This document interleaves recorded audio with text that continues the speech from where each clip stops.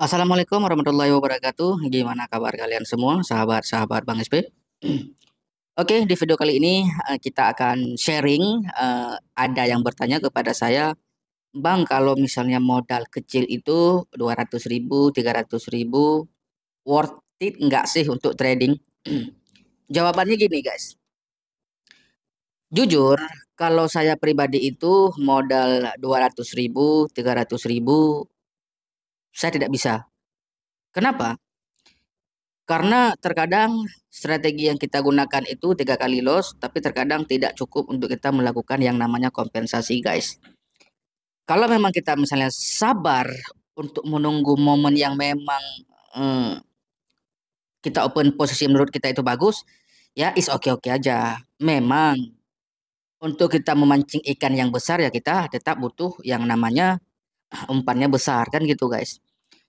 Nah, kalau misalnya 300.000, 200.000, jujur saja saya tidak bisa. Tapi dalam konteks, terkadang kalau saya menggunakan modal 200.000 ataupun 300.000, saya lebih di awal-awal menggunakan parlay, teman-teman.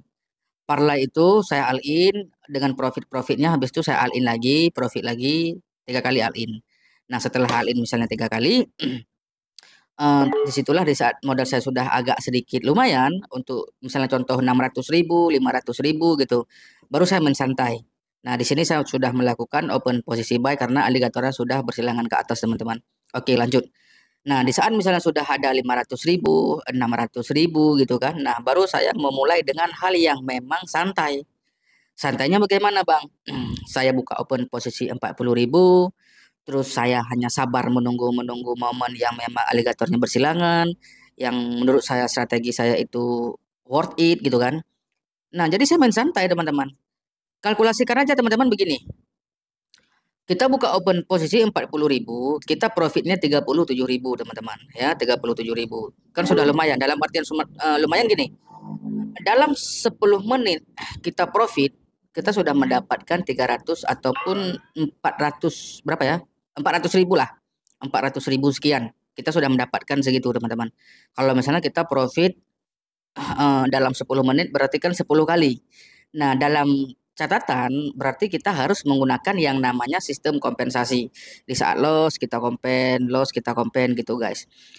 Nah, misalnya seperti ini, ya, misalnya di sini kita loss, kita menggunakan yang namanya kompensasi. Kompensasi itu kita lipat gandakan kekalahan kita ini, teman-teman. Di saat misalnya kita sudah kalah 40.000, berarti kita kompensasinya open posisi 80.000. Kalau bisa 100.000 gitu. Contohnya misalnya gini, kalau saya biasanya menggunakan 2 1 3 gitu, teman-teman.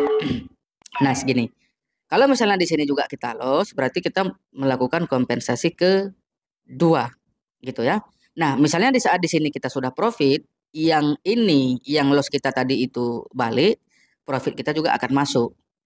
Jadi kembali lagi kalau misalnya modal kita 300.000, 200.000, walaupun kita open posisinya 15.000, ya rasa-rasanya saya sih kurang worth it, teman-teman ya. Dan saya tidak bisa, jujur saya tidak bisa. Kecuali seperti yang saya katakan tadi, saya di awal-awal melakukan yang namanya parlay, teman-teman. Parlay itu ya saya open posisi 200.000 sekali, profit 360.000, habis itu bom lagi. Kalau profit baru saya mensantai. Ya resikonya memang besar. Sekali loss ya kita akan habis, teman-teman, seperti itu. Oke, misalnya di sini kita kompensasi lagi. Di sini dua empat. Nah, contohnya misalnya seperti ini, teman-teman. Kalau misalnya ini kita loss, ya kita sudah tidak kuat lagi karena kita membuka open posisi di harga 40.000. Dan kita tidak akan kuat lagi untuk membalikkan keadaan.